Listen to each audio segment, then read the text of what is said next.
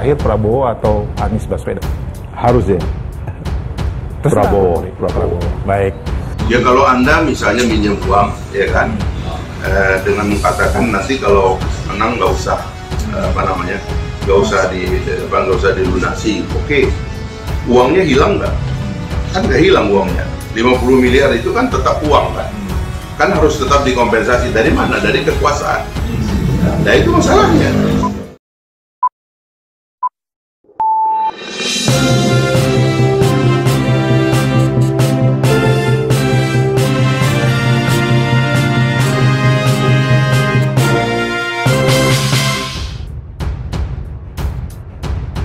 Wartaekonomi.co.id. Ungkit utang 50 miliar, Fahri Hamzah mantap pilih Prabowo ketimbang Anies. Wakil Ketua Umum Partai Gelora, Fahri Hamzah, belak-belakan soal pilihannya ketika ditanya pilih Prabowo Subianto atau Anies Baswedan. Bang Fajri jawab cepat, pilih Prabowo atau Anies Baswedan, kata presenter dikutip dari wawancara di channel IDN Times. Harus jawab nih, Prabowo, kata Fajri menjawab. Sejurus kemudian, Fahri menjelaskan polemik terkait utang 50 miliar Anies Baswedan ke Sandiaga Uno yang beberapa waktu lalu heboh menjadi perbincangan publik. Menurut Fahri, diakui dalam Undang-Undang Pemilu dan keputusan yang dibuat baik oleh KPU dan Bawaslu, memang tidak ada aturan yang ketat terkait aturan soal biaya kampanye. Kelonggaran itu kemudian banyak yang menyalahgunakan.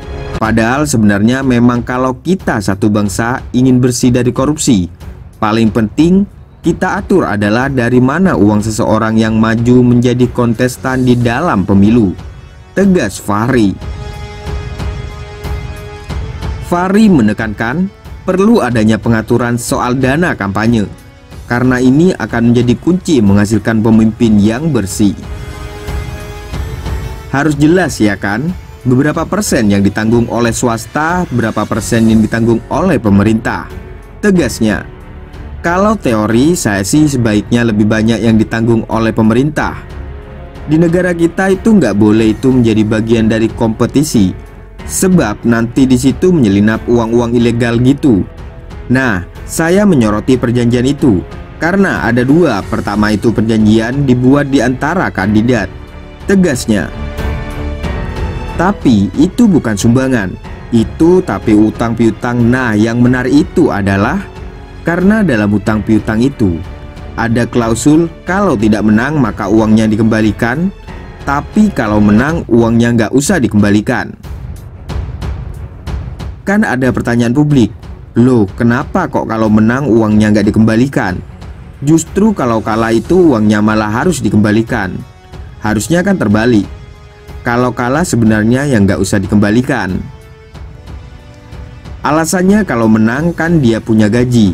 Nah ini justru yang mencurigakan adalah kalau menang malah tidak dikembalikan gitu. Kalau menurut saya sih justru biaya kampanye harus kita kurangi pertanggungan oleh negara. Harus dibikin lebih besar supaya orang-orang yang punya kapasitas untuk memimpin tidak harus membayar dan tidak harus berhutang, tandasnya. Apalagi kalau berutangnya itu kepada satu kelompok atau beberapa kelompok yang menyuplai kepada dia uang yang begitu besar secara tidak transparan. Nanti suatu hari orang itu akan datang menagih. Saya minta pos menteri ini, minta proyek ini, minta izin ini, itu. Karena ada banyak transaksi di belakang layar yang kemudian negara dioperin dari belakang layar gitu. Negara yang maju itu dioperate semuanya itu di depan layar, tutupnya. Terbuka atau tertutup? Terbuka. Oke. Terakhir Prabowo atau Anies Baswedan? Harus ya. Terserah. Prabowo. Baik. Ya pertama-tama kalau kita membaca undang-undang pemilu memang dan keputusan yang dibuat oleh KPU dan Bawaslu, memang pengaturan biaya kampanye kita belum terlalu ketat ya. Sehingga karena belum terlalu ketat artinya longgar, Dan kelonggaran-kelonggaran itu kemudian banyak yang menyalahgunakan begitu. Padahal sebenarnya memang kalau kita satu bangsa ingin bersih dari korupsi, ya memang di antara yang paling penting kita atur adalah dari mana uang seseorang yang maju menjadi kontestan di dalam pemilu. Itu penting sekali itu. Tidak ada negara di dunia ini yang bebas dari korupsi kalau pengaturan biaya pemilunya itu tidak transparan. Nah, makanya kan saya sebenarnya berbicara tentang sistemnya dulu gitu. Karena ini kan tidak bisa diperdebatkan, karena kalau kita memang serius mau memberantas korupsi, ya pengaturan dana kampanye harus jelas, ya kan. Berapa persen yang ditanggung oleh swasta, berapa persen yang ditanggung oleh pemerintah. Kalau teori saya sih sebaiknya lebih banyak yang ditanggung oleh pemerintah kalau kita memang jangan serahkan itu kepada pribadi-pribadi gitu.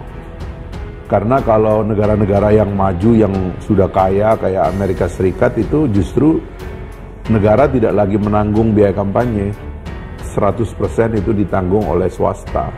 Dengan audit tentunya yang lebih ketat, bahkan pengumpulan dana kampanye itu adalah part of competition gitu, jadi bagian dari pertarungan gitu. Nah di negara kita itu nggak boleh itu menjadi bagian dari kompetisi, sebab nanti di situ menyelinap uang-uang ilegal gitu.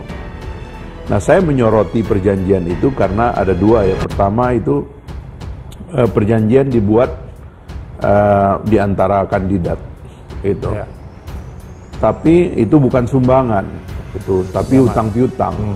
Nah yang menarik itu adalah karena dalam utang piutang itu ada klausul kalau tidak menang maka uangnya dikembalikan, tapi kalau menang uangnya nggak usah dikembalikan gitu.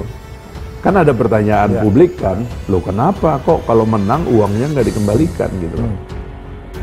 Justru kalau kalah itu uangnya malah harus dikembalikan, kan harusnya terbalik kan. Ya kan, justru kalau kalah sebenarnya yang nggak usah dikembalikan, ya kan?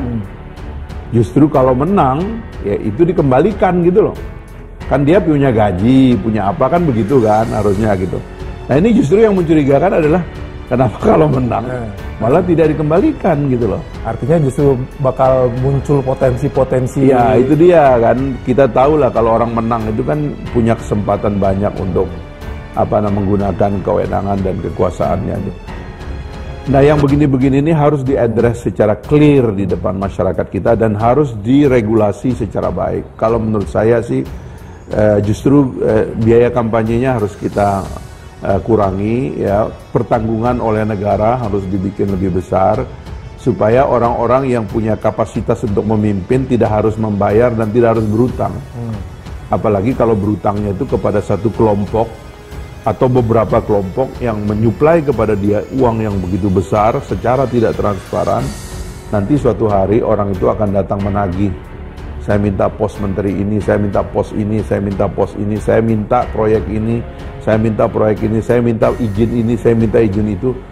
Ini yang sebenarnya merusak sistem transparansi kita, karena ada banyak transaksi di belakang layar yang kemudian negara dioperate dari belakang layar gitu. Negara yang maju itu dioperate semuanya itu di depan layar.